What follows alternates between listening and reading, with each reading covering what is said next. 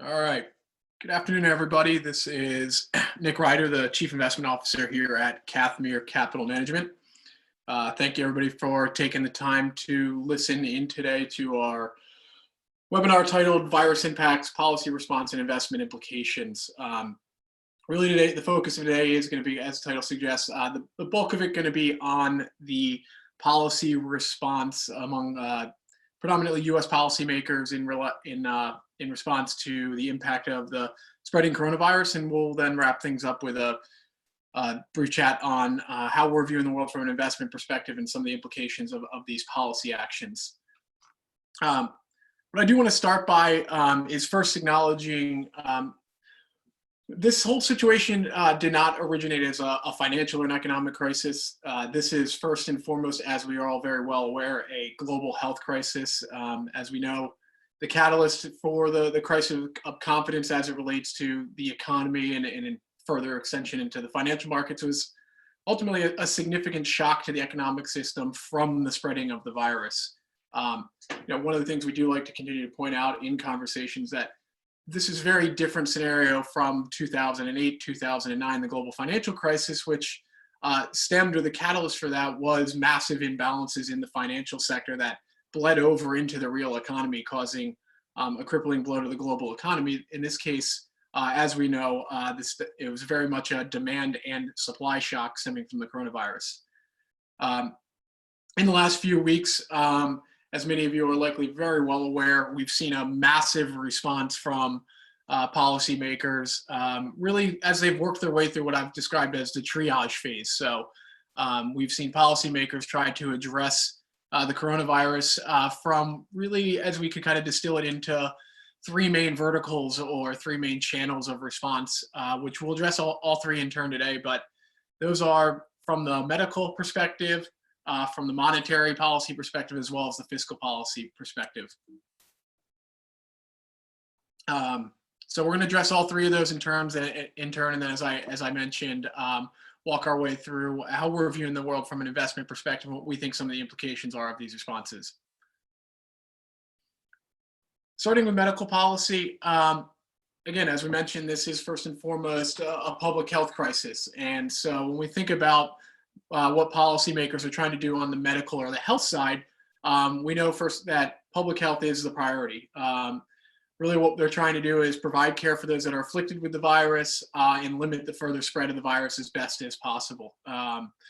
This is where we've consistently heard the term flatten the curve, and this really relates to everything hinging on when the rate of infections or the spreading of the disease peaks.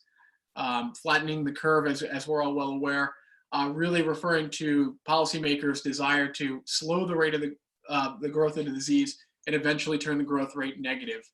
It's so critical that this happens because the medical system is capacity constrained in its ability to treat those that are afflicted with the virus. And so being able to spread out the pace at which the disease passes, we're buying time or capacity for the medical system, whether or not that simply be capacity in hospitals and hospital beds. We're seeing makeshift hospitals being manufactured.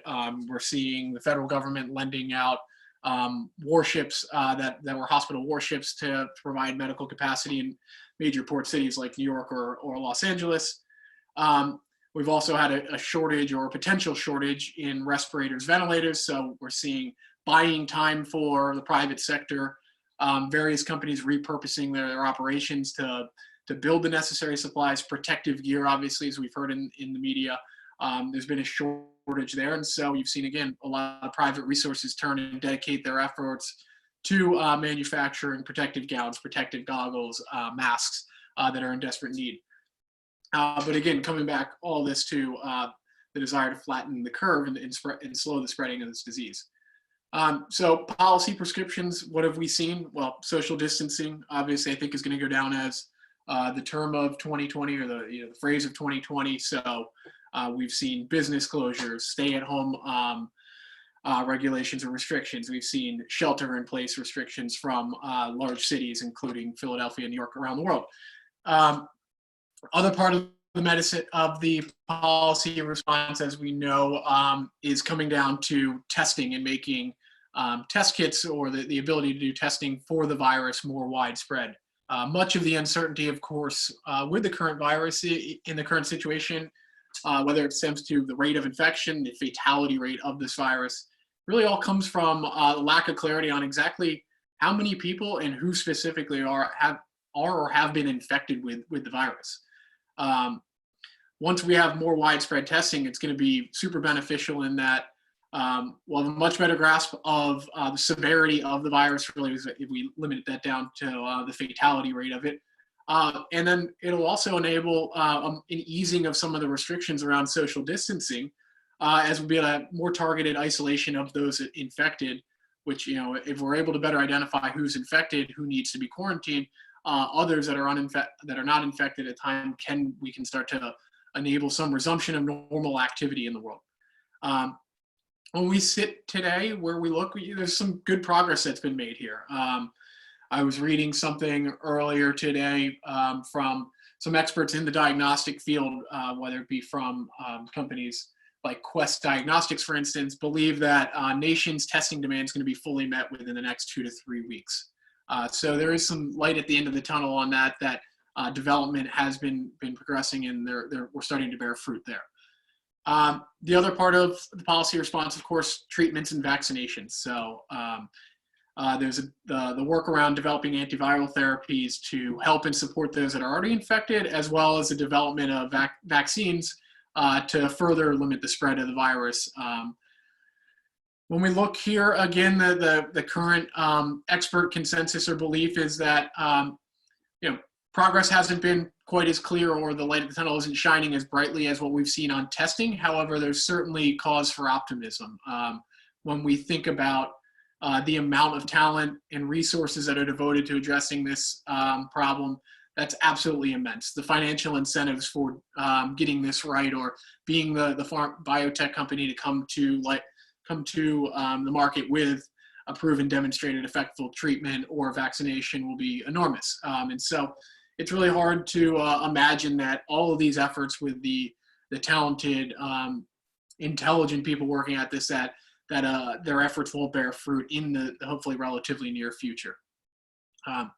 Ultimately, though, when we think about the medical side of things, the current belief is that this is predicted to be a multiple-month problem. Scientists predicting that peak of infections could occur, sometime in mid to late April. There's some disagreement. Some think it could be a little bit longer than that, but that seems to be, in the literature, where the kind of general view is that the rate will peak.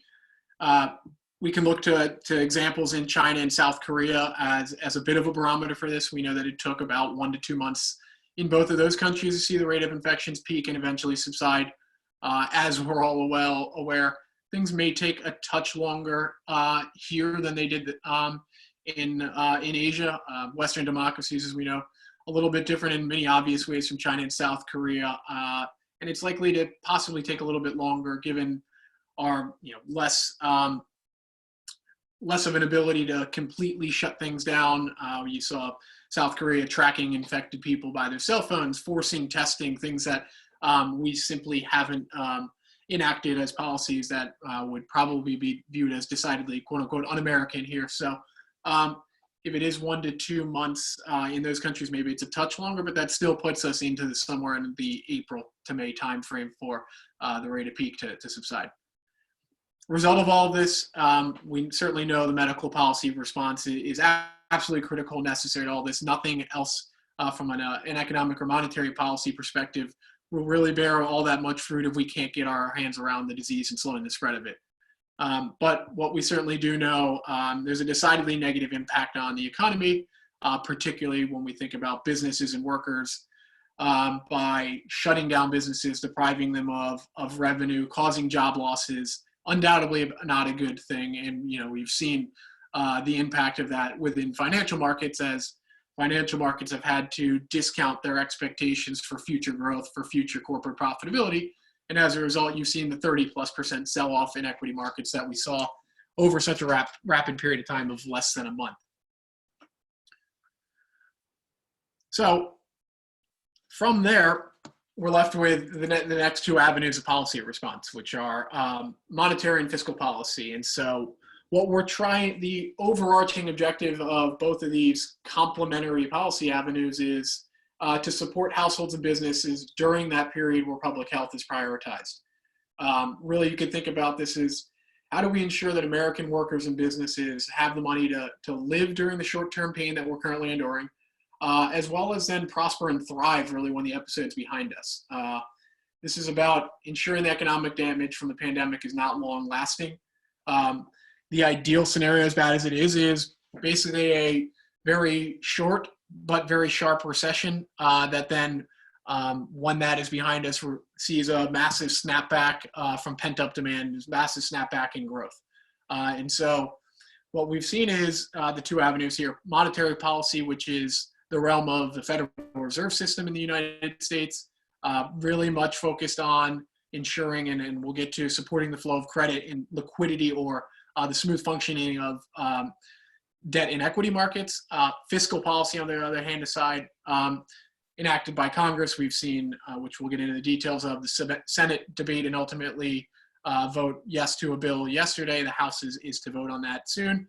But this is really the spending power of the federal government. So a lot of this would then obviously be executed via the U.S. Treasury. And so two separate but very complementary avenues of policy response, and we'll touch on each of those in a bit more detail, starting here with monetary policy. So again, monetary policy, the realm of the Federal Reserve System. Here's a quote that shows up in pretty much every one of their press releases announcing some of their new policy moves, but they talk consistently about, quote unquote, using the full range of tools to support the flow of credit to households and businesses. So what does that mean? That's really ultimately about how do we ensure that businesses and households have money to survive, if we really want to boil it down to its most simplistic sense. And here we've seen obviously a tremendous amount of stress within financial markets. And so the Fed has stepped in on a variety of fronts to really enable this flow of credit and equity in markets. We need our critical securities markets to function properly for the flow of this stuff to work, credit and equity to work. And ultimately, it's about enabling financial resources or capital to move to where it's going to be most efficiently utilized in the economy. During the last few weeks, as we know, had a lot of stress within both the equity as well as the bond markets. And that's really what we've seen is market participants, investors and traders alike, simply trying to digest and incorporate a ton of uncertainty about the global economic and financial outlook. And so what we've seen, we can kind of walk through it a little bit, but equity market volatility, as we talked about last week in our webinar, we saw stocks peak on February 19th. The sell-off started slowly then the following week and really built up to a crescendo really on the week of March 9th. And at that point, you saw massive amount of volatility, a sharp sell-off or an acceleration of the sell-off in the equity markets. But while the equity markets certainly received a lot of the attention for the sell-off there, some unusual things were also happening in very critical markets like the markets for U.S. Treasury debt. So the debt issued by the federal government, you were seeing interest rates move within a day very sharply up, very sharply down, having reversals. We had a bit of a breakdown of the historical relationship whereby historically there's been what's called a flight to safety, or treasuries tend to perform very well during periods of equity market sell-offs. During that week of March 9th, we did see a handful of days where both stocks and bonds were declining together. We also saw some dramatic sell-offs, certainly not to the same magnitude in terms of overall percentage losses, but within the credit markets. So the markets here for where companies go and borrow. So investment grade and high yield credit markets where companies are borrowing and issuing debt. You saw some stress as well as in the municipal bond market. So state and local government, and for their bonds, we saw some pretty significant and unprecedented sell-offs in those markets during the week of really March 10th and continuing into the latter part of last week before we've seen much more of a return to normalcy in those markets, I'd say. And a lot of that has been due to the Fed's response. And what that was, we could kind of look at that as a classic rush for liquidity, or a rush for people to have cash in hand. And so when you're seeing basically anything and everything that can be sold and going down together, that's a telltale symptom or sign of what would be a classic liquidity crunch. A lot of people have also chalked up that being exacerbated to say at the least, the unusual work environment of the last couple of weeks. So you've had basically everybody move to a remote working operation. Bank trading desks are now staffed entirely from people working from home. So maybe perhaps more thinly or unusually staffed than normal. And there was a bit of an adjustment period to that. And so what we did see was quite a bit of uncertainty and unusual moves in those markets. But really now in the last, I'll call it week, things have settled down to a far more quote unquote normal environment, much more smooth functioning. And that's as a result of very much attributable to, I think, the strong and forceful response we've seen from the Federal Reserve. We've seen the Fed really take all this serious, significant response. As I mentioned, we have a couple of bullet points there, and I'll walk through those each a bit in turn. So rate cuts. Many people, when they think about monetary policy, the first thing they think about is how the Fed is really responsible for setting short-term interest rates in the economy. So the federal funds rate is the rate at which banks borrow from one another on an overnight basis, and the Fed, through its operations and policy prescriptions, has very much total control over what that rate is. And we've seen, starting in the early part of March and then into a week and a half ago, the Fed has cut rates by a full 1.5% from down to the zero bound. So we've moved back to zero interest rate policy that we the Fed first enacted during the depths of the financial crisis. This is important because ultimately, even longer term rates are influenced to a significant degree by what happens at shorter term rates. And so when the Fed brings down short term rates, this has an effect of trickling its way out to all interest rate sensitive sectors of the economy, and lower rates are effectively lower the cost of servicing debt for basically anybody that's a net debtor. So this could be the effect on consumer loans, whether that's mortgages, business loans, you name it, are all impacted from the Fed's rate cuts. By bringing those interest rates down, lowers the cost of servicing of any debt outstanding. That's action one. The next thing we've seen, probably familiar to many of you, as we saw a handful of waves of this during the financial crisis by the Fed, outright purchases of U.S. Treasury bonds and mortgage-backed securities that are issued and guaranteed by the two main government-sponsored entities of Fannie Mae, Freddie Mac. So these are very critical markets to, I'd call, the functioning of all securities markets. So the U.S. Treasury market, generally regarded as the most liquid, deepest and market in the universe, where vital to the smooth and proper functioning of all other securities markets, ranging from the credit markets all the way to the equity markets. So if there are plumbing issues or there are disruptions in the trading markets for Treasury bonds and mortgage-backed securities, it has an effect throughout the entire ecosystem. And so, as I mentioned, we saw some unusual activity there, a lot of volatility 2 weeks ago, and that's when the Fed began engaging in earnest in what was initially targeted as $700 billion of purchases of Treasury bonds and mortgage-backed securities. Was announced early last week to entirely take the cap off of it and to purchase unlimited amounts as the Fed saw fit to, as they said, support the flow of credit across the economy. The other part of things that we've seen, the Fed has taken dramatic actions to support banks. And so by being the lender of last resort to banks. And so they've really done this in two different avenues. So by offering direct loans to banks to enable really the goal of having banks use their balance sheet or the cash and capital they have on hand to continue making loans to companies, consumers, et cetera, that are in need of credit. So the Fed has offered to provide very cheap loans at a quarter of a percentage point, stretching out to a number of months to banks, with the goal of hoping that banks continue lending. The other side they've done is to issue what's called regulatory guidance. So they've told banks that they can feel free to have temporary breaches of some regulatory barriers that force them to keep certain amounts of liquid cash on hand, as well as keep equity buffers. These were all policy prescriptions that stemmed from coming out of the global financial crisis, which we're fortunate that those were put in place, as it has made the banks coming into this far stronger than they were going into the financial crisis.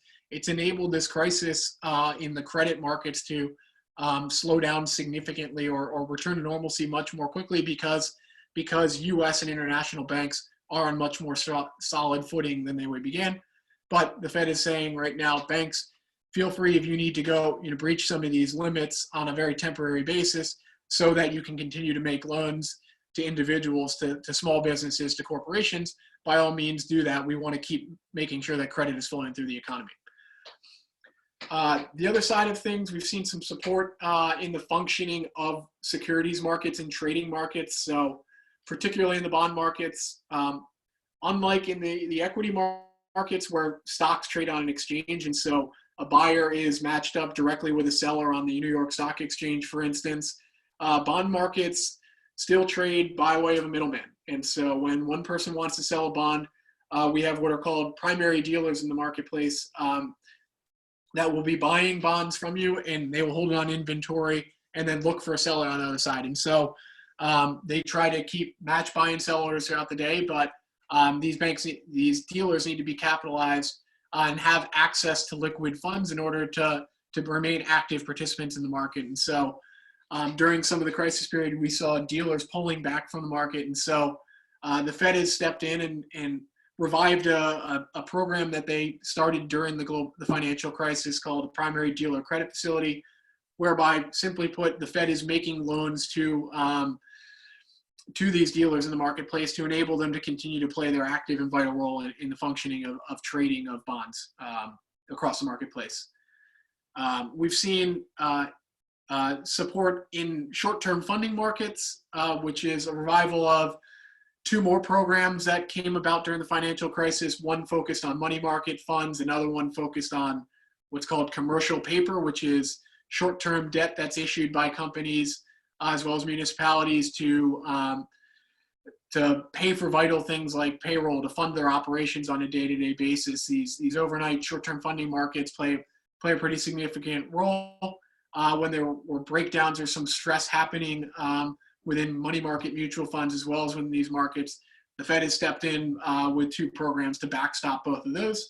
All signs and anecdotal evidence to date shows that the stress has very much subsided in those markets. So Fed policy is having some positive effect.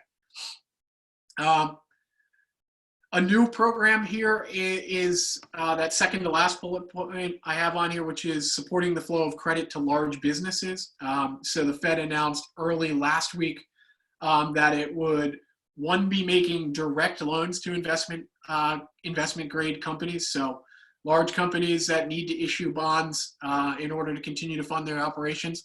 The Fed has announced that they will be taking the other side and making those loans directly, or buying the bonds of companies that are in need of capital. The other part of it is in the secondary market. So for existing bonds that are out there, to the extent there are large dislocations and a lack of liquidity and smooth trading in the market, the Fed has said it stands willing to step in to buy outstanding corporate bonds, and importantly, our new step as well, to buy exchange traded securities. So many of you, our clients, hold exchange traded securities focused on corporate and corporate bond funds.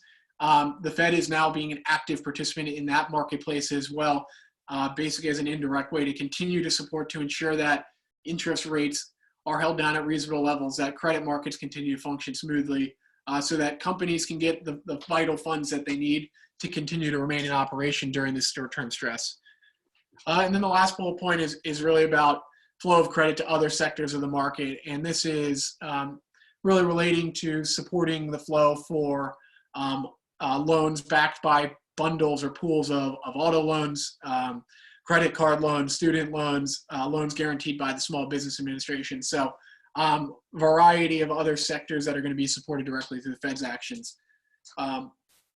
Ultimately, this is a lot I just went through on the monetary side. And, what I hope everybody gets an appreciation for is that the Fed has really pulled out all the stops. Their responses to date have been described as quote unquote bazooka. I saw one famed trader and hedge fund manager refer to it as the nuclear bomb of policy tools. So the Fed has basically recognized the severity of the problem, the enormity of the situation we're facing, and has swiftly and, as I mentioned, forcefully taken action to really calm things. And I think you've seen the effects of it bear well to date in terms of the calming of the irregularities in the Treasury and credit markets. You've seen equity markets seem to find some firmer footing in the last few days, as well as consumers are realizing that, yes, the securities markets will continue to function. The Fed is ensuring that these companies and consumers do have the money to not just survive, but then ultimately thrive on the back end of this.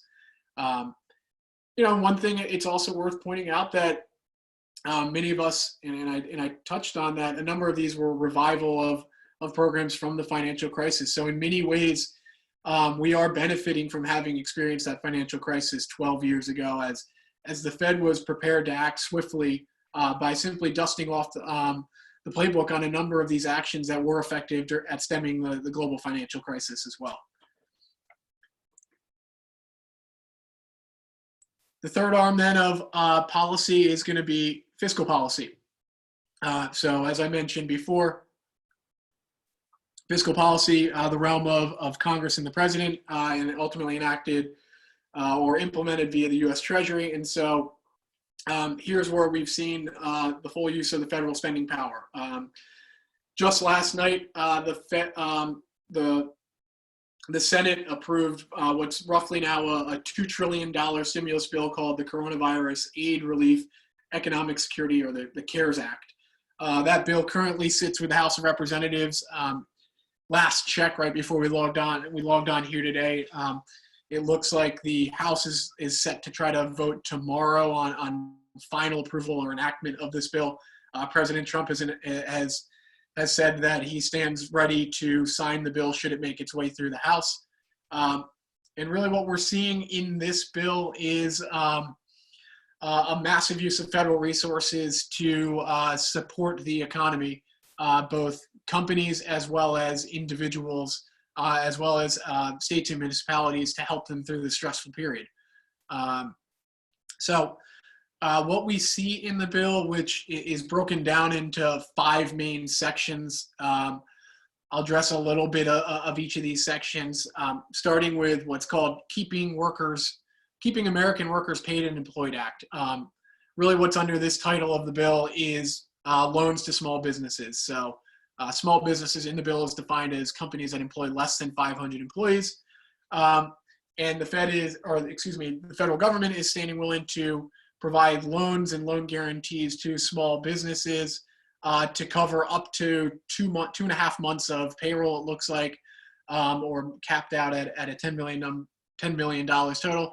Importantly, though, these loans would be entirely forgivable for businesses should they maintain their current headcount through the period.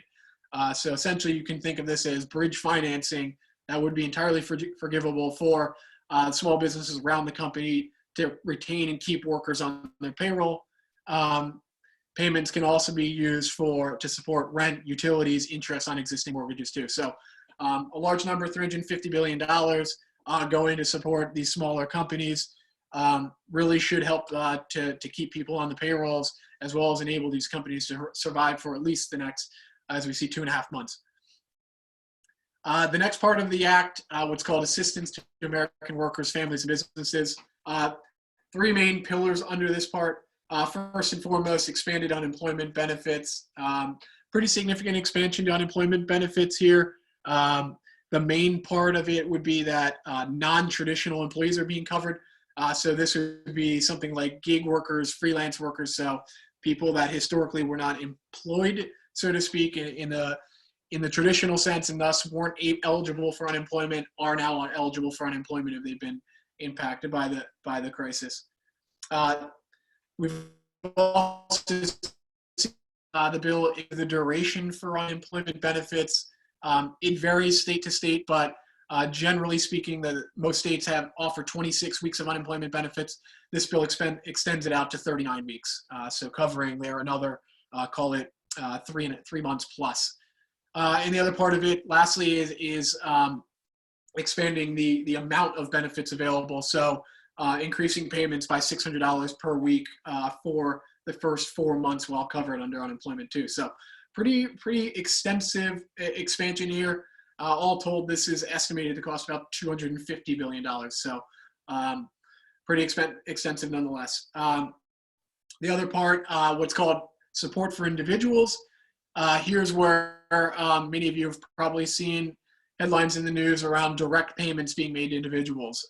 So the numbers currently in the bill passed by the Senate, it called for $1,200 per adult plus $500 per child, with some phase outs as for households and individuals making larger sums of money. So phases out based on income. I think if I have the number right, it's for households making more than $200,000 would be entirely phased out from that. But making, nevertheless, delivering needed support to a pretty significant portion of the American population during these trying times. We've also seen some special rules for or changes to the use of retirement account assets. So the current bill enables a waiver of the 10% early withdrawal penalty for withdrawals or distributions from a retirement plan, as well as phasing or extending the period of time at which any income attributable to retirement plan distributions would be due. That's been extended out to 3 years in the current version. And the other part of it is suspension of required minimum distributions from retirement accounts. The 2020 RMDs would be are being waived this year to basically for people that don't need to take funds from their retirement plans to enable them to keep them in there growing tax-free or tax advantaged. And the last part in that title of the act is what's called business provisions, and this really boils down to a large number of tax benefits to companies, both large and small. So a deferral of payroll taxes for the rest of the year. So deferring that 6.2% payroll tax that applies to salaries, that will be deferred out into until next year, as well as then some provisions that enable the carrying back of net operating losses and applying them to prior years now to basically try to get cash into the hands of businesses that need it, that had experienced losses in the past. Third act there gets into supporting America's healthcare system. So this is ultimately, at last check, it was $115 billion in resources to healthcare providers. So this ranges a pretty wide gamut, but you can think about grants to healthcare providers for providing care, as well as restocking their shelves with protective gear, compensation for treating uninsured patients, modifications to Medicare and Medicaid reimbursement rates to hospitals, other healthcare providers, but basically fortifying and providing much needed funds to the healthcare system in its fight against the coronavirus. Title IV there, one that many may have seen a number of headlines about, but what's called economic stabilization and assistance to severely distressed sectors of the economy. This is loans and loan guarantees for important stress sectors of the economy. This is the quote unquote $500 billion slush fund that's been bandied about in the news. So this $500 billion really being, and this is where there's a significant overlap with what the Fed is doing on the monetary policy side, but enabling the Fed to provide loan and loan guarantees to distressed sectors of the economy. And so this could include, there's $75 billion specifically set aside for supporting passenger airlines, cargo airlines, and other sectors that are deemed essential to national security. You could think of that. Many people have just dubbed Boeing as the name there. So supporting these vital companies during the tough times. And the other 425 is, as I mentioned, kind of backstopping some of the Federal Reserve activities as they provide loans and loan guarantees to other companies and industries. And then the last section, also getting some coverage in the press is what's called a Coronavirus Relief Fund. This really is direct support to state and local governments.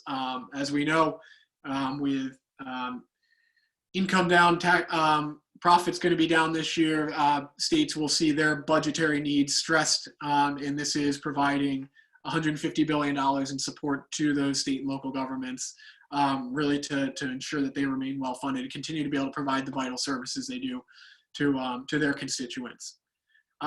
So again, you can see $2 trillion is an absolutely massive number, double plus the size of the stimulus response taken during the global financial crisis. All told, that amounts to a little bit more than, or right around 10% of GDP for the U.S. economy. So absolutely a massive bill. Again, seemingly, as we've seen in the market reaction last few days, investors believe that what's been done is the right thing, that the response from the federal government is on par with the crisis we're facing, and viewed by many as being the appropriate and sufficient response.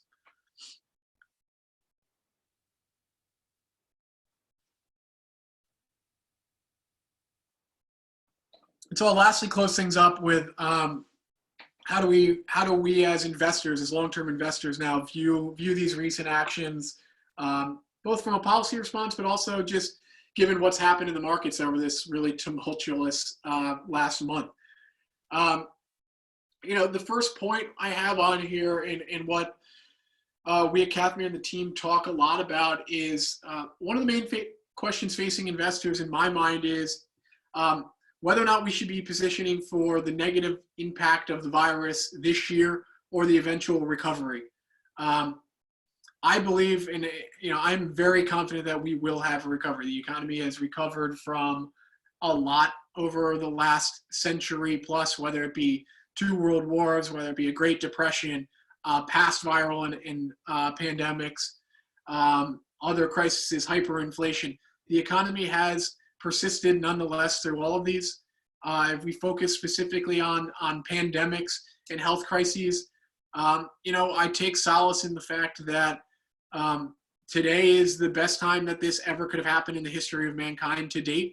Our medical system, our technologies are far more robust, widespread, sufficient than they ever have been at any point in time in the past. I have tremendous faith in our healthcare industry to develop the treatments and cures for this menacing virus. And on the economic and financial perspective, I have a ton of faith in the actions that have been taken by the Federal Reserve and Congress thus far to support the economy and the functioning of the markets. I believe a recovery will come. One of the things we have to think about is just because the virus is a multiple month problem does not mean we need to abstain from investing or abstain from taking risk for multiple months as well. We know that markets are forward looking. A lot of this action, or all the action in the last couple of weeks that we've seen with the severe sell-off in equity markets, the turbulence and tremulence in the credit and municipal bond markets, has all been people, or investors, trying to recalibrate their expectations for the future in anticipation of the economic pain that's going to come.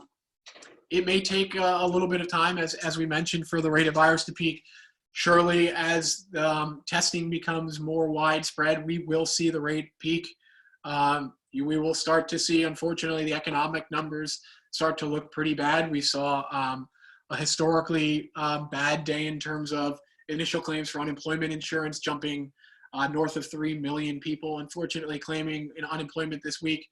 So a lot of bad news is well to come. The question is, as we've talked about before, is whether or not will the news in the future be better or worse than is currently anticipated or priced into markets. And this is what we've seen, is that stock market historically has bottomed prior to the economy. I strongly believe that once again that will be the case, and that when the bottom is hit in the stock market, that will happen before the worst of the pain has been felt in the economy. But again, the question is not whether or not the news is going to be bad. It certainly is going to be. But the question is, again, will things be better or worse than that's priced into the markets? And that time will tell. And that's where predicting the short-term direction of the market, that's a fool's errand in our perspective. What's going to happen to markets over the next few days, the next month, we do not know. But we do have strong faith that a recovery will come, that markets, just like they have during all the other bear markets and significant declines in the past, will regain their highs. How quickly that happens, we don't know. When the bottom will ultimately be achieved, we don't know. But what we do know is that the dislocations that we've seen in the last few weeks has created opportunities for long-term investors. Valuations now are far more attractive or cheap relative to where they were just a month or two ago. This is across stocks, it's across credit, it's across municipal bonds. We are seeing some very attractive opportunities for investors that are able to maintain a long-term perspective, that are able to kind of use their really focus on the long-term and capturing these long-term opportunities. We'll look to probably have another webinar in the relatively near future to certainly go into more detail on exactly what are we seeing on some of the more detailed metrics and numbers. But suffice it to say, we do believe that we are seeing some tremendous opportunities for long-term investors. We think now is the time to, rather than be running from risk, to be thinking about leaning into risk. We're talking about it. And the last part, I just will close. We really reject the notion of trying to quote unquote time the bottom. We think it's a flawed strategy. Of course, the bottom is only clear in hindsight or in retrospect. We simply, the bottom does not loudly announce itself when it's coming. If we recall back to the depths of the financial crisis, the bottom was hit on March 9. There was a lot of bad news around at the time. There was no siren song that said, hey, everybody, now it's time to invest. We're at the bottom. It's only identified in hindsight. And part of the struggle with this attempt to quote unquote time the bottom or wait for more clarity to emerge is that when that bottom does come, missing it by a few weeks, a few months can result in tremendous amounts of lost opportunity, as historically what we've seen, and we'll share some of this data around more broadly, is that during those initial weeks, initial months of the rebound or of the turnaround in the market, we've seen tremendous gains come rapidly and strongly during that time. And to us, the question is whether or not today is the best time to invest, but it's simply a time to invest in. Things are cheaper and more attractive today than they were a month ago. So for those that are able and have the capacity and willingness to do so, we do think now is the time to continue to lean into our portfolios as long-term investors.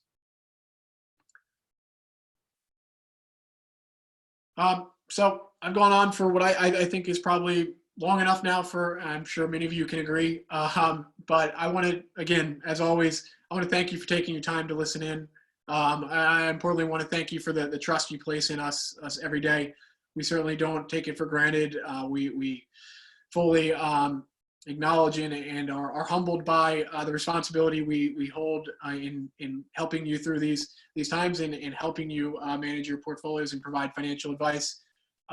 Please do not hesitate to contact me directly or your advisor if you have any questions about today's webinar or any other topic that wasn't covered today.